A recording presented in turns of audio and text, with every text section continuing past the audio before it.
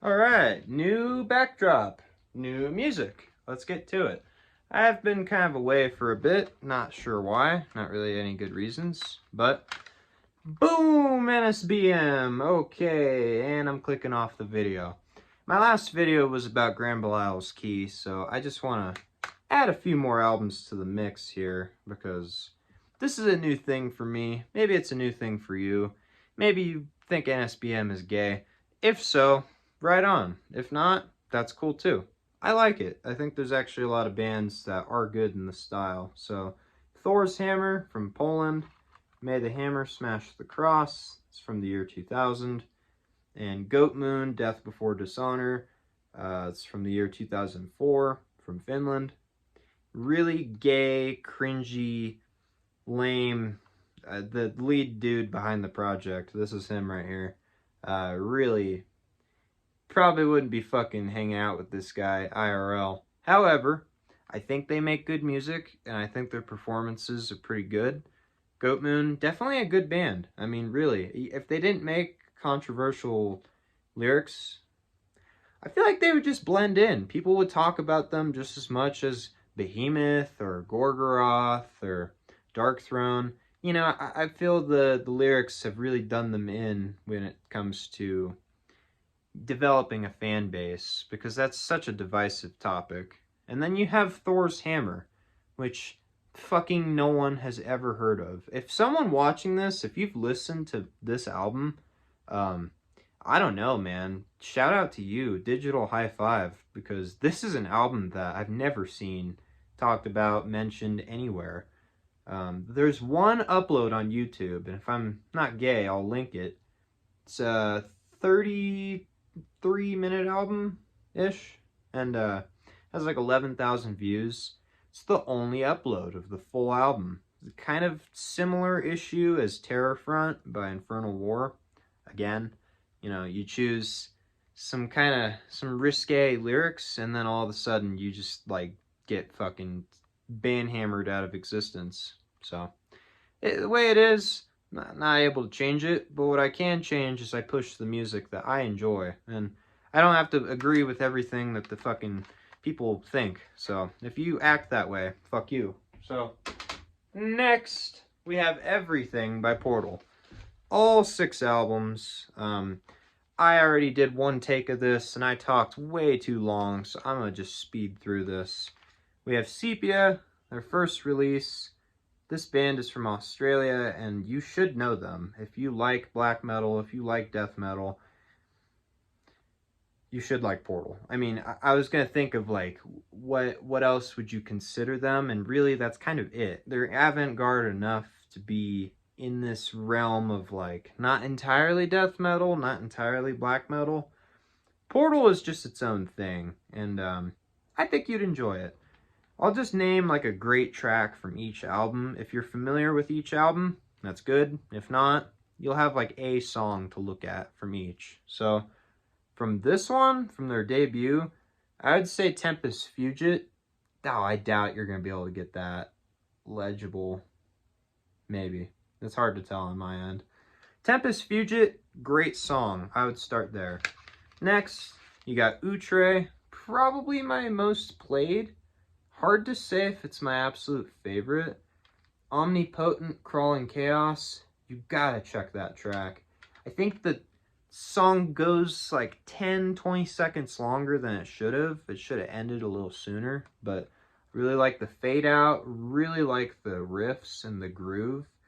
The drums on that track get into this kind of danceable kind of beat. It's really mathematical, I guess is the way I'd put it. Seems incredibly precise, and there's no notes missed. So yeah, Portal, Outre, great album, 2007. Next, Swarth, probably the one I've listened to the least. Poser, Poser alert. I bought these in a bundle, so it's like, of course, I'm gonna have to get all 6. I already had Outre on vinyl, but yeah, a lot to look at there. Favorite track from Swarth? Don't mind me pulling up the actual songs, because I don't remember the name of all of them. Oh, The Sway. Yeah, The Sway or Larvae. Ooh. I'm going to go with The Sway. I'm going to say The Sway. Check that out. The Sway with 2 Ys. Good track from this album. Next, Vexavoid. Probably the most well-known, I would say, especially because Curtain came off of this one, which that's your track. Has a music video for it. It's based on the poem by Edgar Allan Poe. I don't remember the name of it, but very interesting. Someone in the YouTube comments section explained what this track is all about very well. So the rest of the album is a mind bender. Probably their best artwork, I would say. It's between this one and Ion for me. Yeah, Outre too, with the curator. It's all good. Their artworks are usually pretty good. And let's see, next, Ion. Alright, this one. Let's see if I could do the full thing. Oop. Full thing in one shot. I gotta flip it, sorry. Yeah. Look at that, Lightning McQueen. That's fucking sweet. So you got these like generators on the side, and I'm not sure, that little thing at the top, kind of really unique, honestly. The layering of this art is very cool. Would love to get that as like a poster. Make a good screensaver for the phone too. But Ion, their most death metal album of the bunch. This is the one that has the least amount of black metal elements. And I think it's because of the production. The production is a lot more sterile here. Not as murky and muddy as some of the previous albums. So, might not be the one that fits in with the bunch, but I'm glad they stepped out and kind of did something different.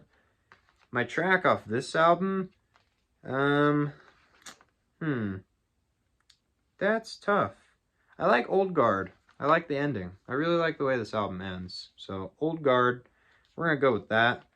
And then it comes to a vow. I don't have Hagbobia or Hagabolba. I don't know how you say it. Don't have that one, but I do have a vow. And what a... oh, there you go. That's the sweet spot. What a good album. I mean, if this was the last thing they ever did and they ended their career here, that's fine, because this was solid. Cataflack, a 10-minute intro song. You guys are playing a bold fucking game, because most people's attention span, they can't even get through like 6 grindcore songs before they try a new album. So 10-minute song just to intro the record. Most people probably never even made it to Drain. So this is definitely a good one. I don't know if it's slept on. I don't think anything they do is slept on. It kind of, the whole band is well known at this point. Phil Anselmo of Pantera and his other 600 bands is like, this is the heaviest thing ever. So, you know, maybe take his word for it more than mine. Portal, very good band, very heavy, definitely pushing the limits and the boundaries of all the genre dorks out there that call them this or that, and that's it. They're very lucid. They're hard to just kind of pin down to one exact thing. And that's it for the CDs. I got a couple records to show.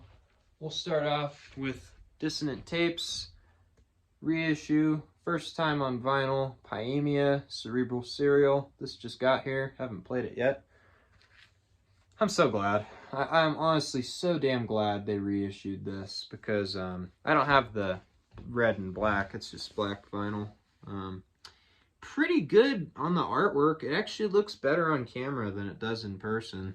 A little bit blurry, you know, that could have been a little better. However, it's the music that we buy it for. So, really glad to finally own this, because some retard was selling the CD for $200 on eBay before they did the reissue, and that's unfortunate, because a CD from 2001, you know, I understand rarity, I understand collectability, demand versus, yeah.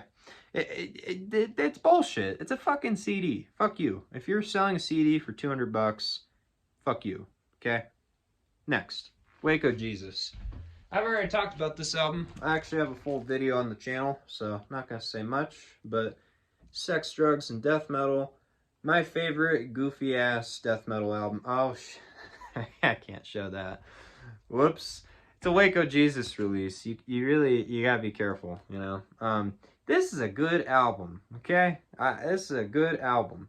Good title, good music, lyrics, about as dumb as you'd expect. Kind of Mortician level intellect. So, yeah, good stuff. I really think this is their best work.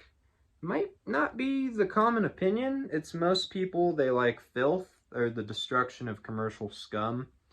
They're more death grind kind of work. This loses some of the grind element, but I think the production and the guitars on this album, I just love it. So, Down in Flames, I Live for This Shit, Evil Force. Side A it's a very front-loaded album. I don't use that term much because usually when I buy a record, I actually make it all the way to the end before I put something else on the table. But very front-loaded album. So yeah, Side A, everything on there is amazing. It's not like Side B isn't amazing. Straight from the Slums and Losing My Mind.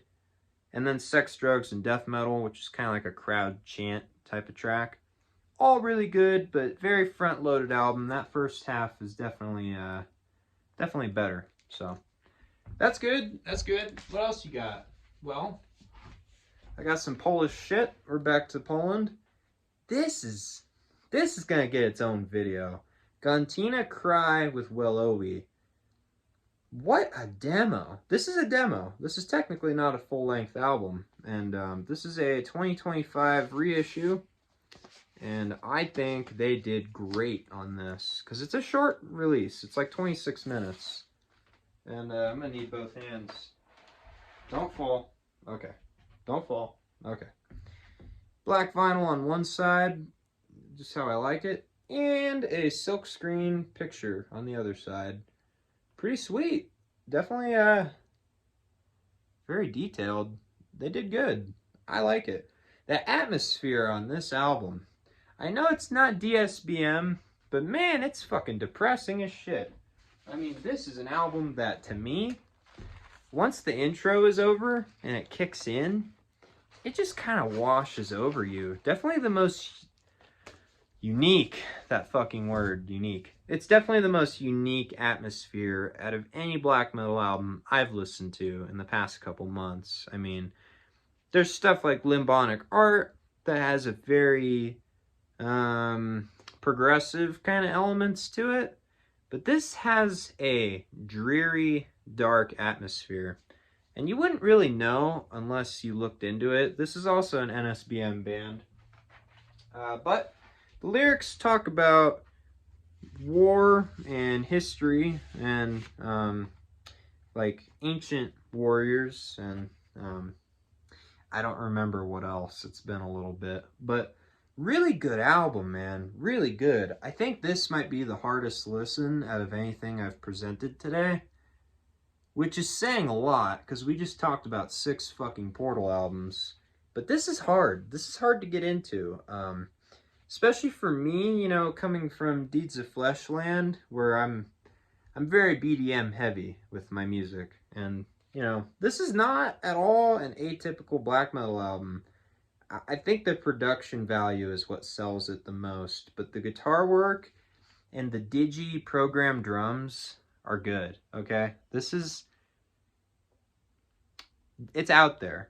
It's definitely out there. And for 1997, I think it's really out there. So, Poland, do not be discouraged. When you find a band from Poland, just know you hit gold, because most of the time, they're all fucking great. And I got one more. If you've made it to the end. Well, I got 2 more. Okay, so one more for all the people who don't like NSBM, and one more for people who are into that. So, Severe Torture, some really excellent BDM. This is a 2002 pressing, original. I'm going to do a video one day about album covers and the evolution of them, because we came a long way from Butchered at Birth. And this, to me, is just like the next level of it. It's a very gruesome, gnarly scene. Makes me think of Manhunt with the padded cell in the background. Makes me think of a few different things. But yeah, Severe Torture. severely legible logo and severely fucking brutal album. Misanthropic Carnage is definitely one for all the cool peeps. You got Disgorge, you got Entombed, Left Hand Path. He's wearing an Immolation shirt. What's that guy wearing? I can't read that from here. Oh, Prostitute Disfigurement. Good stuff. Yeah, they like good stuff. Alright. So no surprise, they made a good album. And lastly, I have Argoslant. Uh-oh. Argoslant, the, what was this one? I actually forget the name of it. It's Grand Arsenal, right? Grand Arsenal of Glory. I always throw the word grand in front of it. I don't know why. I always jack up the album title. Arsenal of Glory. Rape of a Slave. Yeah, enough said. If you if you read the lyrics to like literally any Argoslant release, yeah. It would be one thing if they were like, oh, this is just how history went. Not, oh, we should bring that back. You know, I think out of all the bands in the sketchy territory, the only, and I mean this, the only one I could actually sit there and be like, you know what, I kind of get it. If you don't like Argoslant, I get it. They're not even NSBM either. They're like a mellow death band. But not many bands, except Malevolent Creation, that are just straight up fucking racist with like no apologies, no attachment to you know, seeing the other side of the coin. Argoslant, really good band, but really hard to justify the way that they think. That's whatever to me. As you guys may know, if you're a longtime viewer, lyrics are not the focal point of the channel. It's really more about the riffs and the drums and the vocals and what did they contribute to the metal scene? Did they evolve the sound? Are they a clone? Are they a copycat band? Argoslant is their own thing. Every release is its own thing. Incorrigible Bigotry is definitely the one that, if you don't like it just straight up because of what they talk about, I get it. Because I had to look up the word incorrigible. You know, color me an idiot, but I had never seen that word once in my life. And once I learned that it means unwilling to change, unable to change, so just like leaning into bigotry. Like, I am 100% a racist. Don't take that out of context. Yeah, you're going to alienate some people. You're going to definitely alienate some of your viewers, some of your fans. But I am not. I don't care. I like the music, and it's good. So, yeah, that's it for now. We will return eventually. I'll do individual videos. Let me know what you guys want to see. I have lots of bands to talk about. You got Deeds of Flesh. You got Tool. I want to do like a Nirvana video at some point. Hard to say where the channel's going to go. I got Willie Nelson looking at me right now. So, yeah. Stay tuned. You never know what I'm going to do next. We'll see what happens. Have a good day.